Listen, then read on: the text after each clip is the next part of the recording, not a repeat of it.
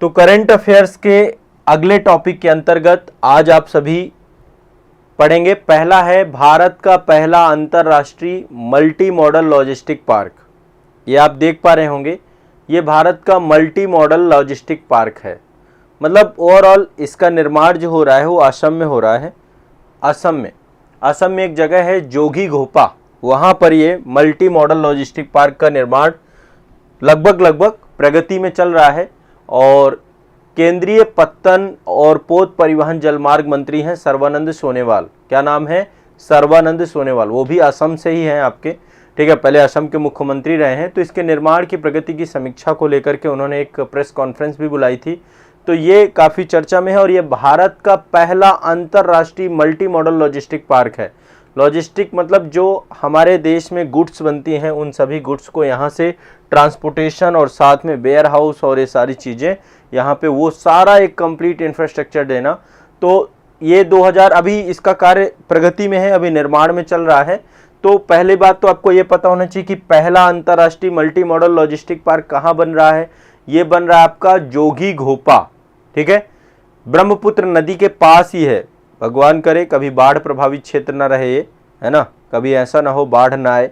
और सही बताएं, जैसे अभी दिल्ली की हालत है, दिल्ली में 45 साल बाद इतनी बड़ी आपदा आई है कि लोगों का संभाला नहीं जा रहा, लोग संभाल नहीं पा रहे हैं। लोग क्या, सरकार नहीं संभाल पा रही। और सिर्फ दिल्ली की हालत खराब नहीं है, देखेंगे हिमाचल प्रदेश, उत्तराखंड, इधर गुजरात में राजकोट में बड़ा जल भराव, बारिश इस समय हो रही है खूब बढ़िया उत्तर भारत में।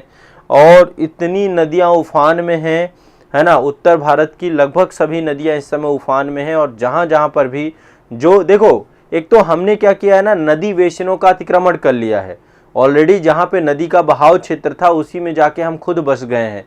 तो जब नदी वेशनों को हम कैप्चर कर लेंगे तो निश्चित तौर पे डूब एरिया कभी ना कभी तो बाढ़ आएगी और वो डूबेगा, है ना। तो यमुना का जो जलस्तर है, वैसे देखेंगे दिल्ली में यमुना तो आपको बहुत छोटी दिखाई देगी, कभी पानी रहता ही नहीं है उसमें, है ना। लेकिन हथनी कुंड बैराज से इस बार जब पानी छोड़ा गया तो दिल्ली जलमग्न हो गई। अब शायद सरकार इससे कुछ सीखे और समय रहते नदी का जो सिल्ट है, गाद है, कई बार नदी में क्या होता है ना, बहुत सारी सिल्ट और गाद जम जाती है और हम हमेशा ये उपेक्षा करते रहते हैं कि चलो समय रहते इसको क्या करेंगे, साफ करेंगे। जबकि चाहिए ये कि समय समय पे उसकी सफाई होती रहे, उसका बेसिन को गहरा किया जाता रहे कि कभी उसकी जल धारण क्षमता बढ़ती है, कभी भी पानी ज़्यादा आता है तो वो संभाल सके अपने आप को। लेकिन आमतौर पे सरकारें भी कई बार अवहेलना करती हैं और उसका दुष्परिणाम ये होता है कि व्यापक जन धन की हानि होती है और लोग भी जो बसावट हो जाती है, लीगल बसावट है वहाँ पे, बहुत सारे ऐसे भी है। लेकिन इस बार जलस्तर काफ़ी खतरनाक था, है ना, और अभी भी दिक्कत ख़त्म चल रहा है। सर मुंबई में भी, हाँ मुंबई में भी यही हाल है, लगभग हाल सब जगह ख़राब है।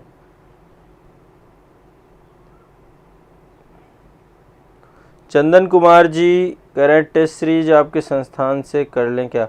हाँ, टेस्ट सीरीज जैसे लाइक आपका यूपीएससी है, क्योंकि मैं पहले प्रीवियस ईयर करवाऊंगा आप लोगों के, मतलब प्रीवियस ईयर का टारगेट दूंगा आप लोगों को। तो प्रीवियस ईयर से आप टेस्ट सीरीज देना चालू करोगे, वो आपको कहीं मिलेगा नहीं। मतलब प्रीवियस ईयर इसलिए दिलाऊंगा ताकि आयोग के लेवल को पहले समझो, फिर इसके बाद फुल लेंथ टेस्ट भी आपका होगा।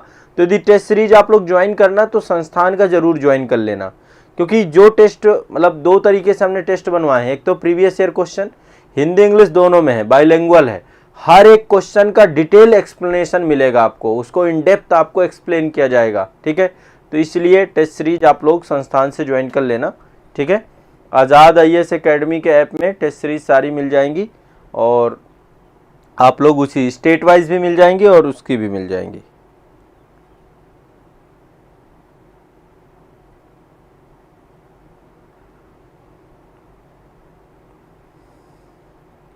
बिल्कुल दीक्षा शर्मा जी, नोएडा तो बिल्कुल पूरा यमुना के किनारे का जितना भी एरिया है, नोएडा 135 को देख लीजिए पूरा, वहाँ पे इतने सारे फार्म हाउस बसे हुए हैं और वो जितना भी डूब एरिया में कंस्ट्रक्शन हुआ है वो अपने आप में इतना खतरनाक है कि भयावह तो होगा। देखो प्रकृति को 1 मिनट लगता है, आप खुद सोचिए, नेचर को 1 मिनट लगता है, 1 मिनट में नेचर जो है अपना रूप दिखा देती है, अपना रंग दिखा देती है, ठीक है।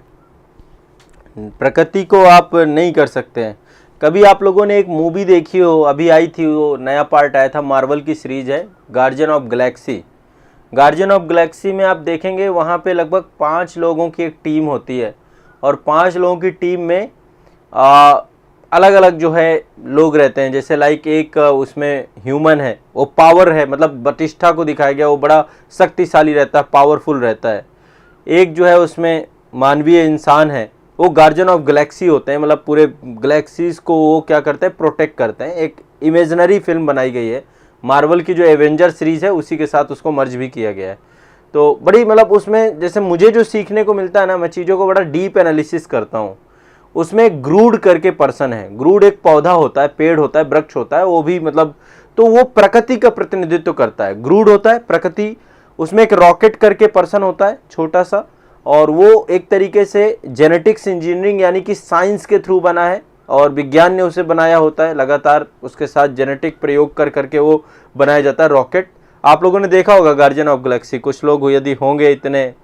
और उसमें एक तो जैसे हमारे जैसा ही इंसान होता है, तकनीकी से वो पूरा लैस रहता है, और उसमें एक महिला होती है जो थाइनोस होता है उसकी बेटी है ना, गमोरा।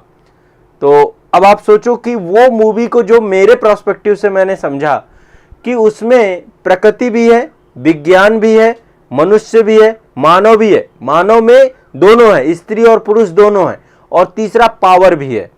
यानी ये पांचों चीजें ही प्रकृति का क्या कर सकती हैं, संरक्षण कर सकती हैं। आप किसी भी एक चीज की अवहेलना करेंगे ना तो फिर प्रकृति में क्या होगा, असंतुलन आ जाएगा।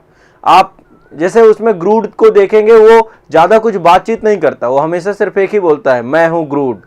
प्रकृति ज्यादा बातचीत नहीं करती है, लेकिन जब कभी संकट और विपदा आती है तो वही बचाता है सबको, है ना। कभी उसका पहला पार्ट देखिएगा, वही बचाता, अपने आप को खत्म कर लेता है और फिर बचाता है। तो नेचर को ले करके चलना पड़ेगा। वो मूवी ये दिखाती है कि इस पूरे गैलेक्सी को बचाना है, इस ब्रह्मांड को बचाना है, तो ये पांचों को एक साथ आना पड़ेगा, विज्ञान को, नेचर को। यही सतत विकास है। मतलब सतत विकास, ऐसा डेवलपमेंट मत करिए जिससे प्रकृति के साथ नुकसान हो जाए।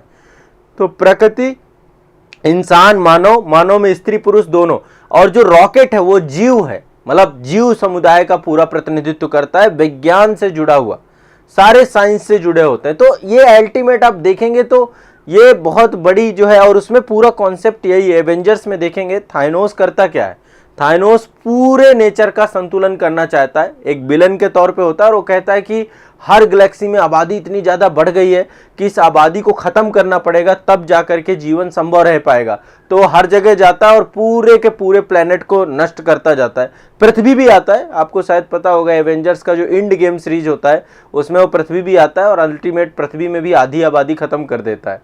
तो मतलब ये कंडीशंस जो है मूवियों में भी आप समझोगे तो अल्टीमेट कॉन्सेप्ट वही है कि नेचर के साथ खिलवाड़ खतरनाक है ना। नेचर के साथ खिलवाड़ नहीं करना चाहिए। अब आप लोग ऐसा ना करना कि गार्जियन ऑफ गैलेक्सी देखने लग जाओ, लेकिन एक प्रोस्पेक्टिव है, एक नज़रिया है। हाँ, तो ये आप देख पा रहे हैं पीछे आपके सामने, ये देख पा रहे हैं मल्टी मॉडल लॉजिस्टिक पार्क है आपका, ये असम में बना है। जगह का नाम मैंने आपको बताया, जोगी घोपा। जोगी घोपा, जोगी, ब्रह्मपुत्र नदी के पास ही है ये घोपा, ठीक है। भारत का पहला पार्क है ये, ठीक है, ध्यान रखिएगा। 2023 तक कार्य पूरा हो जाएगा। और भारत सरकार की एक महत्वाकांक्षी जो है परियोजना है भारतमाला परियोजना। भारतमाला परियोजना, पीएम गति शक्ति, कुछ भी हो सकते हैं, उसके तहत जो है इसका निर्माण किया जा रहा है।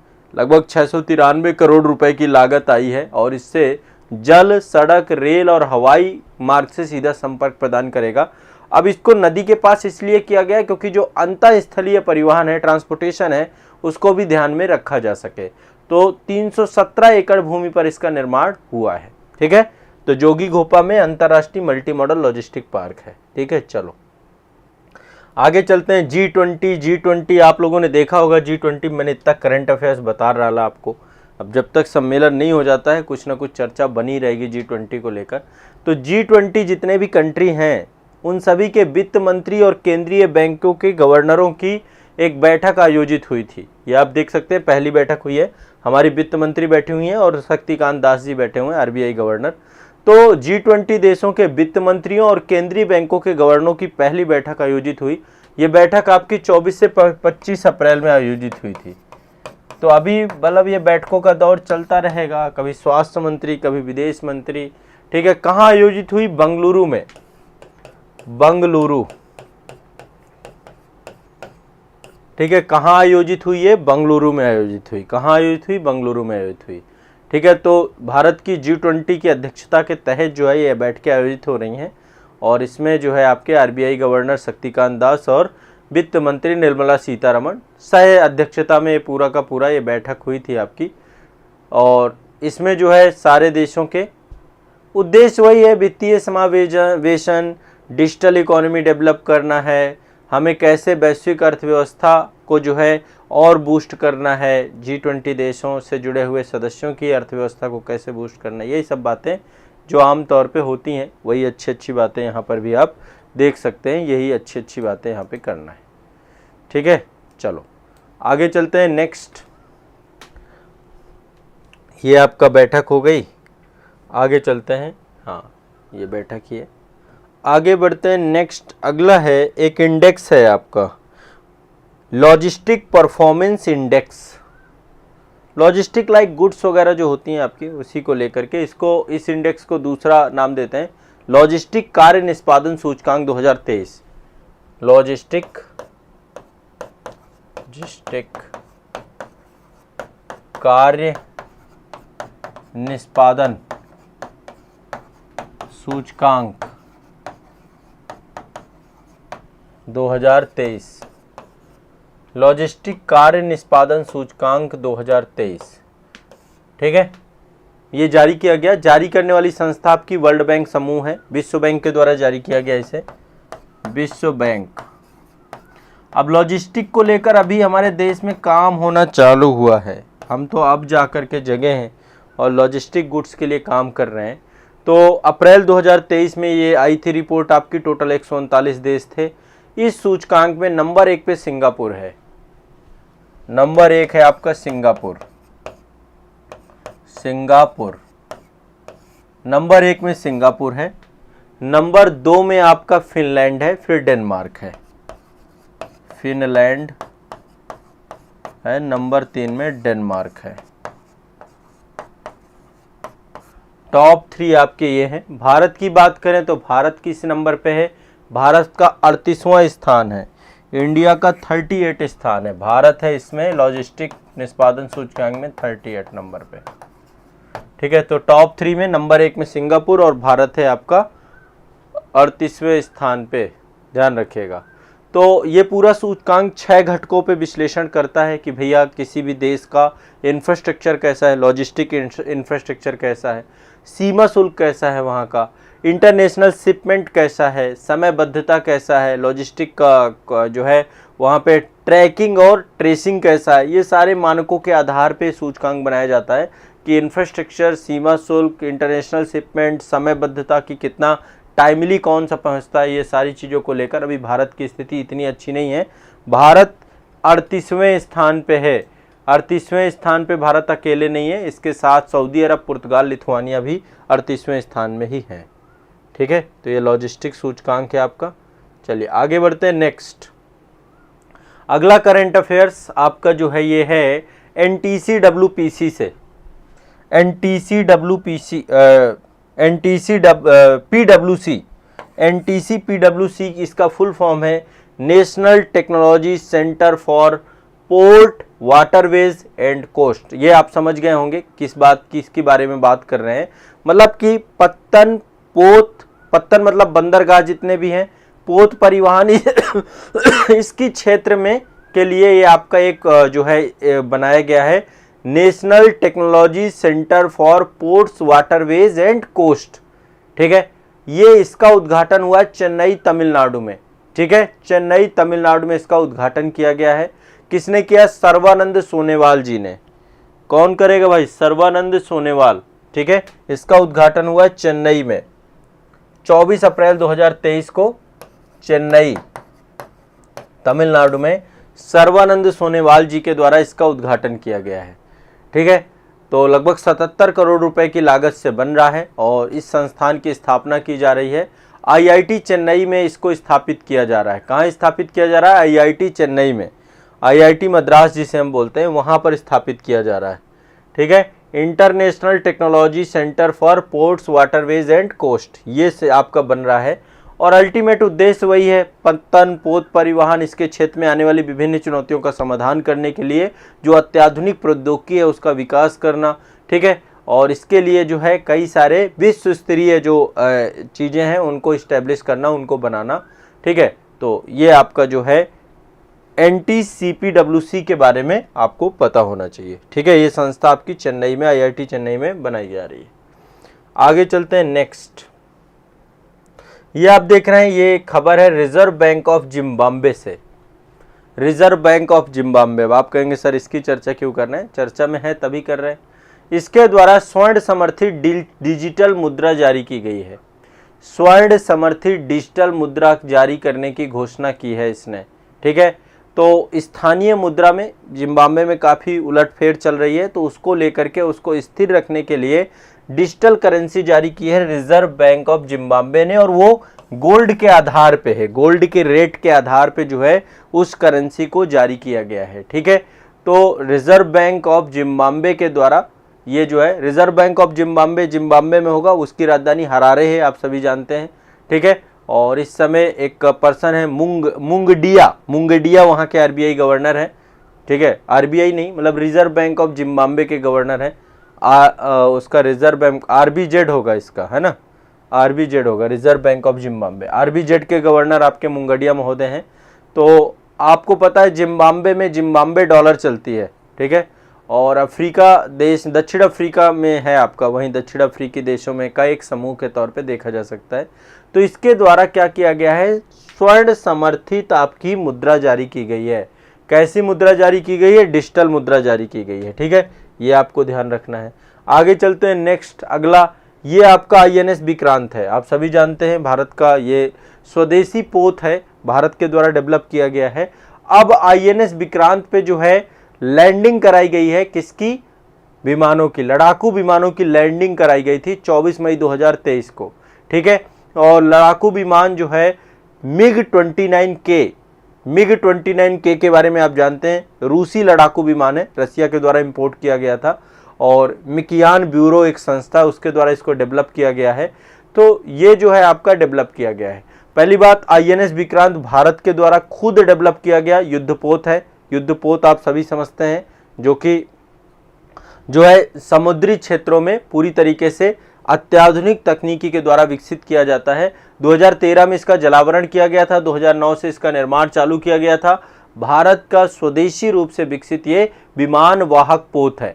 ठीक है, ये 2 सितंबर 2022 से भारत राष्ट्र की सेवा में है, और कोचीन शिपयार्ड लिमिटेड के द्वारा इसको बनाया गया था। तो लड़ाकू विमान मिग-29K जो है आपके इसमें जो है उतारे गए हैं, और ये जो है इसका ट्रायल आपका चला है, ये आप देख सकते हैं, ये है आपका। ठीक है, आईएनएस विक्रांत। तो ये आईएनएस विक्रांत पे लड़ाकू विमानों को जो है उतारा गया है। ठीक है, ये आपको ध्यान रखना है। दूसरा, RBI state bank reserve bank of Zimbabwe के द्वारा स्वर्ण समर्थित डिजिटल मुद्रा जारी की गई है। ये आपका NTCPWC, इसके बारे में मैंने आपको बताया कि ये बनाया जा रहा है चेन्नई, आईआईटी चेन्नई में इसको बनाया जा रहा है। ठीक है, और आईआईटी मद्रास ये लिखा हुआ है, IITM लिखा हुआ है ना, IITM का मतलब है आईआईटी मद्रास। ठीक है, वहाँ पे बनाया जा रहा है। इसके बाद ये आपका नेक्स्ट है, ये लॉजिस्टिक कार्य निष्पादन सूचकांक 2023 के अंतर्गत नंबर 1 पे सिंगापुर है, भारत 38वें नंबर पे है। इसके बाद आप देखेंगे ये G20 वित्त मंत्री और आरबीआई गवर्नरों की बैठक हुई थी। ठीक है, इसके बाद ये आपका भारत का पहला लॉजिस्टिक पार्क है जो कि जोगीघोपा असम में बनाया गया है। इस तरीके से करंट अफेयर्स के मोस्ट इंपॉर्टेंट टॉपिक आपके 5 टॉपिक जैसा कि हम कर रहे हैं, ये टॉपिक आपके आज कंप्लीट हुए। ठीक है, तो लगातार बस देखो, थोड़ा थोड़ा खाएंगे तो हाथी भी खा जाएंगे। मैं हमेशा कहता हूँ, हाथी मतलब सिलेबस आपका, थोड़ा थोड़ा करेंगे। करंट अफेयर्स कितना बड़ा है, कितना विशाल है, कितना ज़्यादा आपको डर लगता है करंट अफेयर्स से, सारा दर धरा का धरा आप रखा रह जाएगा, आपको डरने की ज़रूरत नहीं है। मैं आपके साथ खड़ा हूँ, क्यों डरना भाई?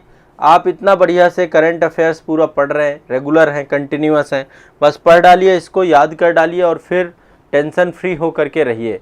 करंट अफेयर्स बहुत ही शानदार जो है मैं आप लोग को पढ़ा रहा हूँ, करवा रहा हूँ, बस आप करते जाओ, कोई दिक्कत वाली बात नहीं है। मैं आपके साथ हमेशा हूँ, हमेशा रहूँगा। 5 टॉपिक धीरे धीरे करते रहेंगे, ठीक है। चलिए।